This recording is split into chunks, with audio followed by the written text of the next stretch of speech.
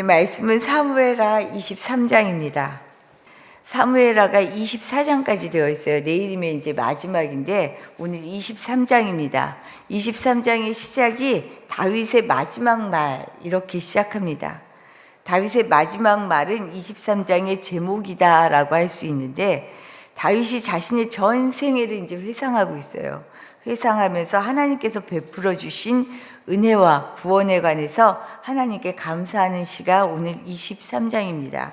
23장은 이처럼 다윗의 마지막 말 감사 시와 함께 8절 이하에 보면 우리 한 절 한 절 읽으면서 좀 어려웠죠. 이름들이 나오면 읽기도 참 어려운데 다윗의 용사들 그 이름을 일일이 거론하고 있습니다. 이렇게 감사의 시와 다윗과 함께 있던 용사들 두 부분으로 오늘 크게 23장은 나누어져 있습니다. 이를 통해 주시는 교훈을 오늘 두 가지로 살펴보려고 합니다. 먼저는 하나님을 경외하는 사람은 공의롭게 살아가는 사람입니다. 하나님을 경외한다, 사랑한다 하면서 공의롭지 않으면 가짜라는 거죠. 다윗은 이 마지막 감사의 시를 통해서 올바른 통치의 이상적인 모습이 무엇인지 이야기합니다. 그러면서 자신과 자신의 후손에게 행하신 하나님의 은혜를 고백하고 있어요. 올바른 통치의 이상적인 모습을 오늘 3절을 보면 알 수 있어요. 3절 말씀 우리 다시 한번 같이 읽어보겠습니다. 3절입니다. 이스라엘의 하나님이 말씀하시며 이스라엘의 반석이 내게 이르시기를 사람을 공의로 다스리는 자 하나님을 경외함으로 다스리는 자여.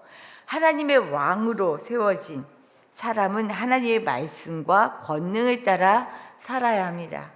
하나님께 왕으로 세우심을 받은 사람은 먼저 진짜 왕이신 하나님을 모시지 않고는 지도자로 제대로 설 수가 없어요. 그래서 왕으로 세우신 다윗을 향해서 오늘 하나님이 뭐라고 얘기하시냐면 하나님을 경외함으로 다스리는 자다라고 얘기하고 계셔요. 왕으로 세움받은 다윗을 향해서 하나님을 경외함으로 다스리는 자.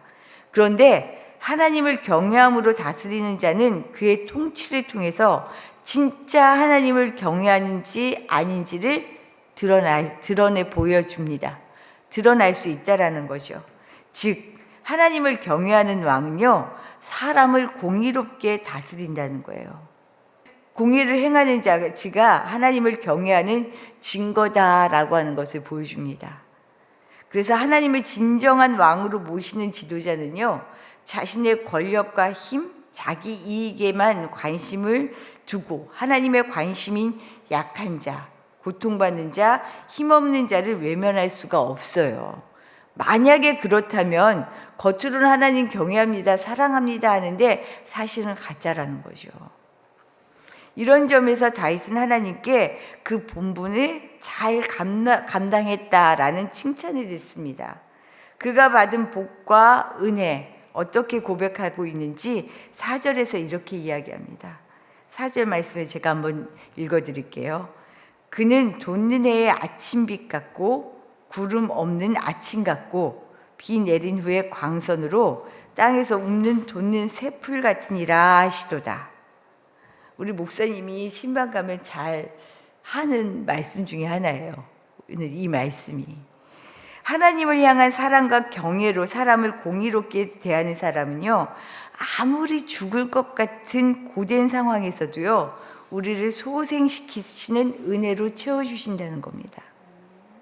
그래서 모두가 죽어가는 세상 속에서 오히려 생명과 생기를 바라고 공급하는 능력으로 살아가게 하신다는 것을 오늘 말씀을 통해 보여주고 계셔요. 이런 공의로운 통치는 왕인 다윗의 몫이며 세상 지도자들의 몫이다라고 생각한다면 오해입니다. 왜냐하면 하나님은요 이미 우리를 이 땅에 왕 같은 제사장으로 세우셨어요. 지금 다윗에게 하신 말씀은 우리에게 하시는 말씀과 동일하다는 얘기예요. 이 사명을 받은 우리는 이 땅에서 나의 자리에서 왕 같은 제사장으로 어떻게 살아야 하는지를 오늘 말씀을 통해 분명히 보여주고 계셔요. 하나님을 경외하고 즉 사랑하고요. 세상에서 내 이익이 아니라 공의를 실현하며 사는 것, 이것이 우리의 몫입니다. 이런 사람은 당장은 손해보는 것 같아요. 당장 뭐가 좀 안 되는 것 같아요. 힘든 상황들을 만나는 것 같아요. 그러나 이런 사람이 황무한 죽음의 세상에서 구름 없는 아침빛같이, 그리고 우미 돋는 새풀처럼 생명력 있게 살아갈 수 있다라고 오늘 우리에게 말씀하고 계셔요. 다윗은 자신이 너무나 큰 죄인이고요, 부족한 사람이라는 것을 잘 알고 있었어요. 이것 때문에 사실 얼마나 혹독한 인생을 살았어요. 지금은 왕이다, 정말 멋지다, 잘했다라고 칭찬받지만 그가 살아온 인생 정말 녹록하지 않았습니다. 참 고된 인생 살았어요. 그런데 이런 인생을 살았던 다윗이 5절에서 자신의 삶이 어떤 삶인지를 고백합니다. 우리 5절 말씀 같이 한번 읽어볼까요? 내 집이 하나님 앞에 이같이 아니하냐. 하나님이 나와 더불어 영원한 언약을 세우사 만사에 구비하고 견고하게 하셨으니 나의 모든 구원과 나의 모든 소원을 어찌 이루지 아니하시랴. 아멘. 하나님께서 내 이 고된 인생, 나의 이 정말로 다사다난했던 삶, 아들한테까지 쫓기면서 힘들었던 그 시절, 그런데 결국은 어떻게 해요? 하나님이 나와 더불어 영원한 언약을 세우시고 만사에 구비하시고 견고하게 하셨다라고 얘기하고 있어요. 우리의 인생, 정말로 하나님께 붙들림 받은 인생은 이렇게 살아갈 수 있습니다. 사실 세상을 살아가는 것이 광야 같고 너무 힘들고, 어떻게 이런 내가 지나왔던 시간들을 보면 지나왔지라는 말이 절로 나오는 순간들이 참 많아요. 하지만 하나님을 제대로 경외하고 살아간 사람은 결국 견고하게 하나님이 붙잡아 주신다라고 약속하고 계십니다. 우리의 인생이 이런 인생입니다.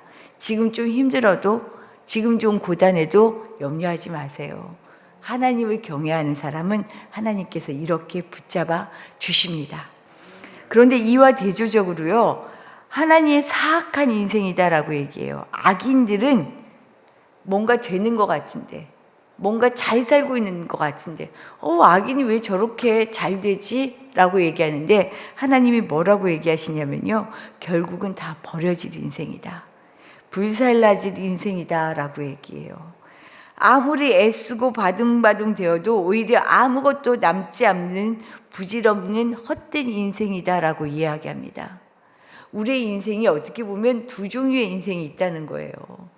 내가 크게 애쓰지 않아도, 지금은 수고하는 것 같아도 하나님께 붙들림 받은 인생은 결국 견고하게 설 수 있다라고 얘기해요.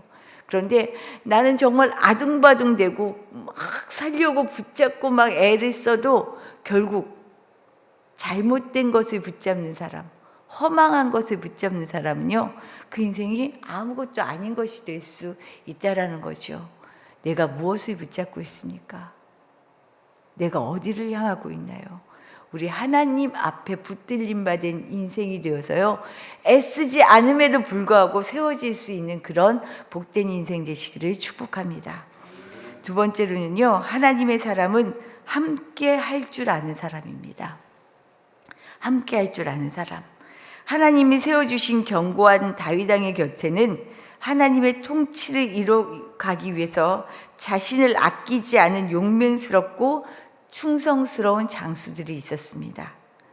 성경은요, 모든 공로를 다윗에게만 돌리지 않고 있어요. 그는 혼자 싸울 수 없었습니다. 혼자 다스릴 수도 없었습니다.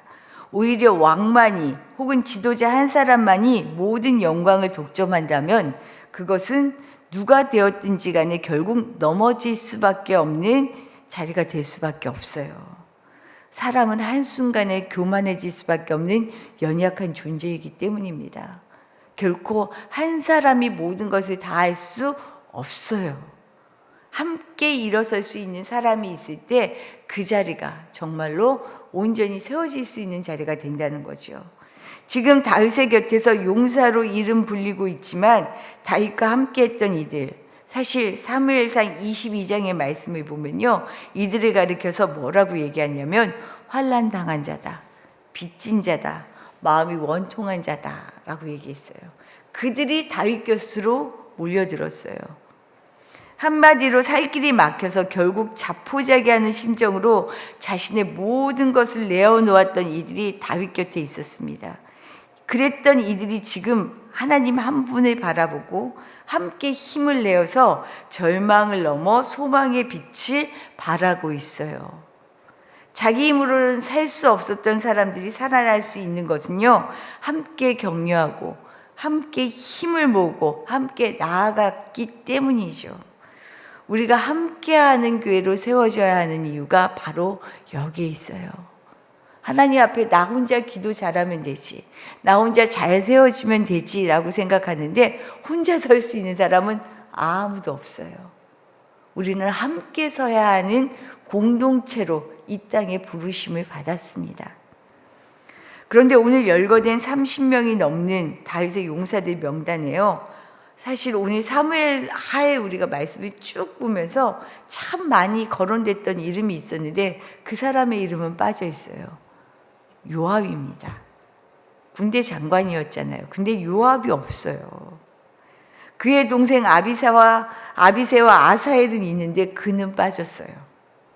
어쩌면 가장 든든한 장수였고요, 가장 앞장섰던 장수입니다. 그런데 동시에 늘 다윗의 왕국의 위협적인 인물이었어요. 왜요? 왕국을 세우는 데 관심이 있는 게 아니라 자신의 뜻을 세우는 것에 관심을 두었기 때문에 그가 정말 마지막에 이름에는 빠졌어요. 본인은 미처 생각하지 못했던 삶의 행적이 아니었을까라는 생각이 들어요. 참 애쓰고 힘썼던 장수였음에도 불구하고 이름이 세워질 수 없었다는 거죠. 우리는 주님 앞에서 어떤 이름으로 불려질까 다시 한번 생각해 보지 않을 수 없는 대목이에요. 주님의 용사로 당당하게 우리의 이름이 불려질 수 있기를 간절히 바랍니다.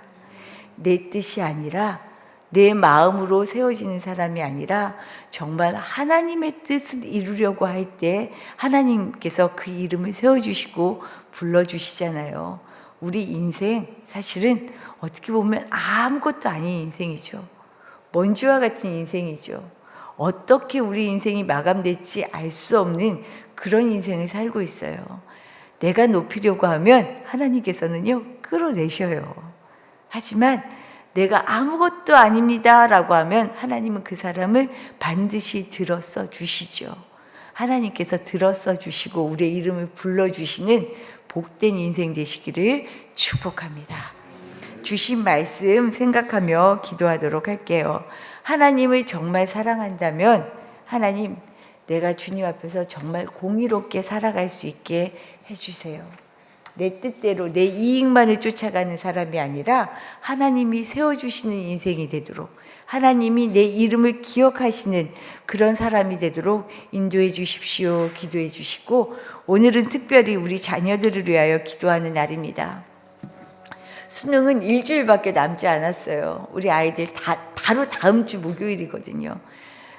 잘 준비한 이 시간을 정말로 지혜롭게 주님이 붙잡아 주셔서 열매 맺을 수 있도록 우리 민영이와 상원이를 위해 기도해 주시고, 우리 자녀들 지금 해외에 나가서 공부하고 있고요, 또 진로를 위해서 기도하고 있고, 인생, 우리 자녀들의 인생이 오직 주님의 손에 붙잡혀서 정말 주님이 붙잡아 주시는 인생 되게 해 주십시오.